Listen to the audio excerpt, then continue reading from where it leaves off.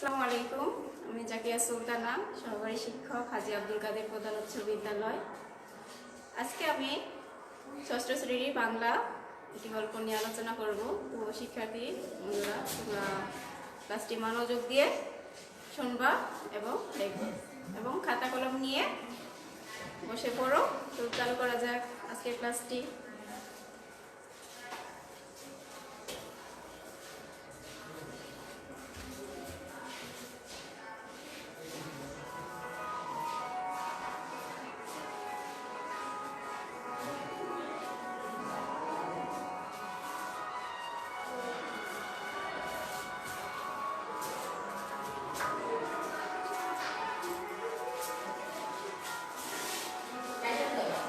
আজকের পাঠে সকল শিক্ষার্থীদের স্বাগত।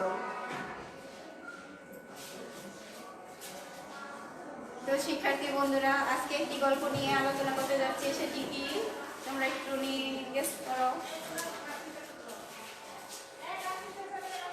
তো চলো একবার একটা ভিডিও আমরা ভালো করে দেখি।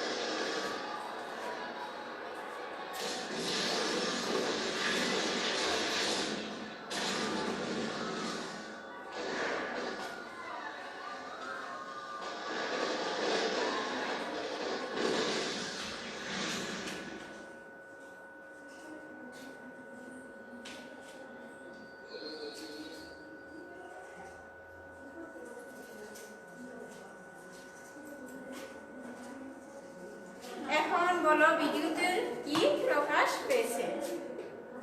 তো তোমরা কি দেখতে পারছো? একটু চেষ্টা করে দেখো যে ভিডিওতে কি প্রকাশ পেয়েছে। তোমরা নিশ্চয়ই বুঝতে পারছো।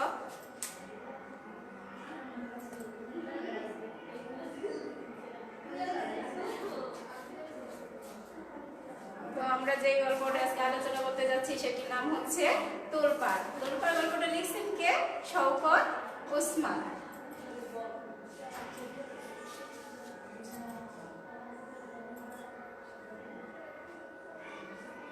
তো আমরা এই পাঠ শেষে আমরা কি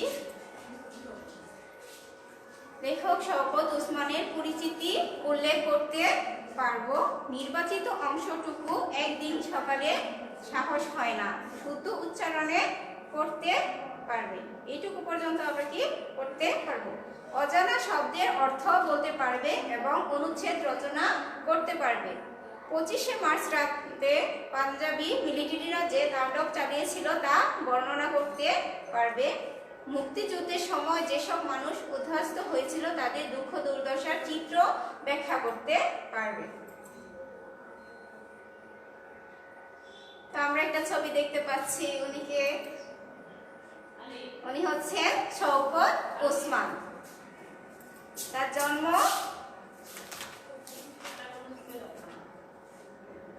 তো আমরা তার জন্ম পরিচিতিটা একটু জেনে নিই। তার জন্ম পশ্চিমবঙ্গের হুগলি জেলার সবল সিংহপুর গ্রামে 1917 সালে। দীর্ঘদিন তিনি বাংলা ভাষা ও সাহিত্যের অধ্যাপক ছিলেন।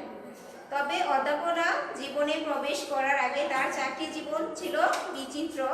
শওকত ওসমান বাংলা ভাষা ও সাহিত্যের বিশিষ্ট কথা সাহিত্যিক। তার জন্ম 1917 খ্রিস্টাব্দের 2রা জানুয়ারি। প্রকৃত নাম কি? তার প্রকৃত নাম হচ্ছে শেখ আজিজুর রহমান।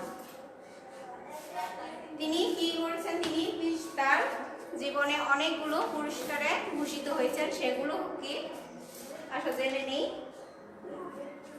আদমজী সাহিত্য পুরস্কার, বাংলা একাডেমি সাহিত্য পুরস্কার, 21শে পদক, নাসিরউদ্দিন স্বর্ণ পদক, ফিলিপস সাহিত্য পুরস্কার ইত্যাদি তার বিভিন্ন পুরস্কার সমূহ।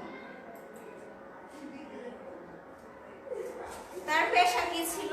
তিনি ছিলেন কি অধ্যাপনা জীবনে প্রবেশ তিনি ছিলেন অধ্যাপক। মৃত্যু 1998 খ্রিস্টাব্দে 14 মে। শওকত ওসমান ছোটদের জন্য কিছু গ্রন্থ প্রকাশ করেছেন। আসো আমরা সেগুলো জেনে নিই। ছোটদের জন্য গ্রন্থগুলো হচ্ছে উঠোন সাহেবের বাংলো, ডিগবাজি, মস্কো টু ফোন, তারা দুইজন, খুদে সোশ্যালিস্ট ইত্যাদি।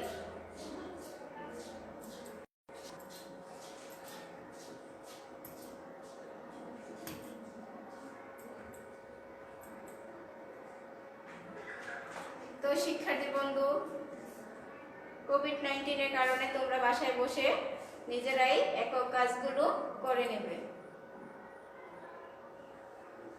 লেখকের জন্মসাল, প্রকৃত নাম, পেশা, পুরস্কার, গ্রন্থসমূহ ও মৃত্যুসাল তোমরা খাতায় লিখে নেবে।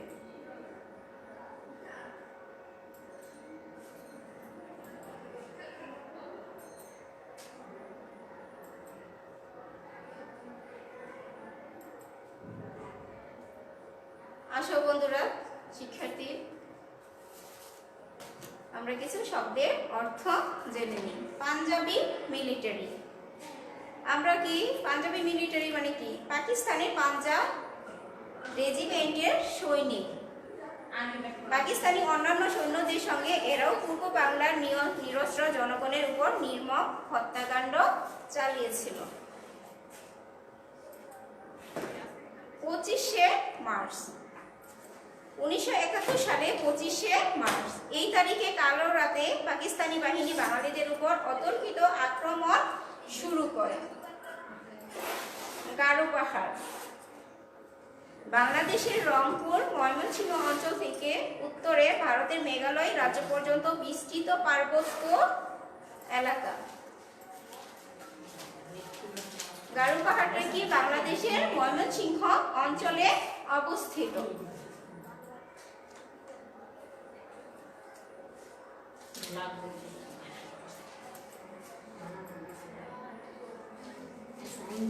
তো শিক্ষার্থী বন্ধুরা, জোড়াই কাজগুলো তো এখন আর ক্লাসে করা সম্ভব হচ্ছে না, তো তোমরা নিজেরা বাসায় করে নেবে।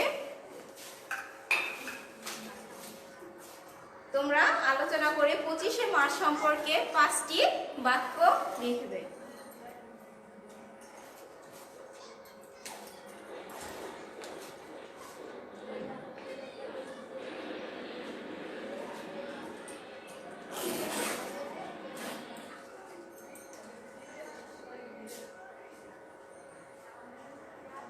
ভিডিওটি তোমরা ভালোভাবে দেখো।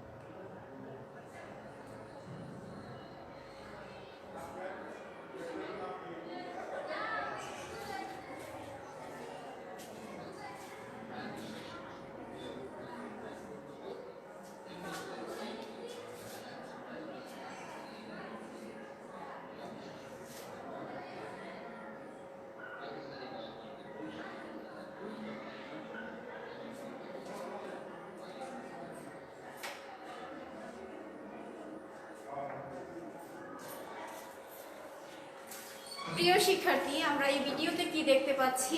আমরা দেখতে পাচ্ছি এই ভিডিওতে মুক্তিযুদ্ধ চলাকালীন সময়ে কিছু খণ্ড চিত্র, যেগুলোতে মানুষ কি গ্রাম থেকে শহর থেকে গ্রামের দিকে যাচ্ছে।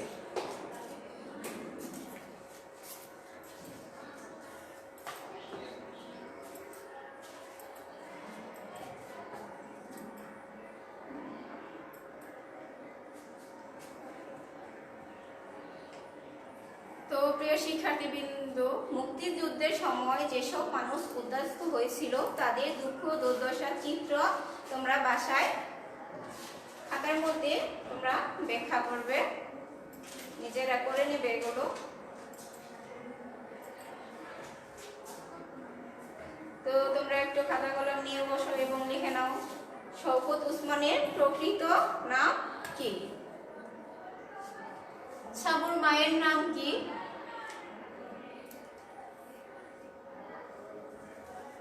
সাবু চিকিৎসা করেছিল কেন?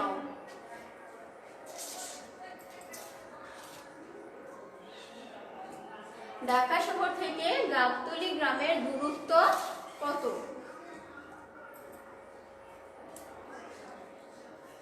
পাঞ্জাবি মিলিটারিরা কত তারিখে বাঙালিদের উপর ঝাঁপিয়ে পড়ে?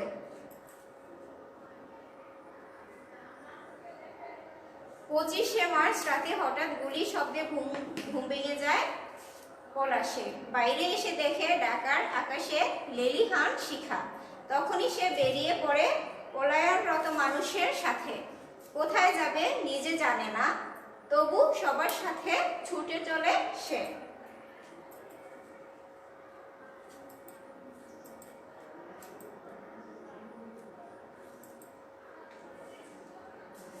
তো প্রিয় শিক্ষার্থীরা, বাড়ির কাজ, মুক্তিযুদ্ধের উপর 10 লাইনের একটি অনুচ্ছেদ লিখে নেবে তোমরা।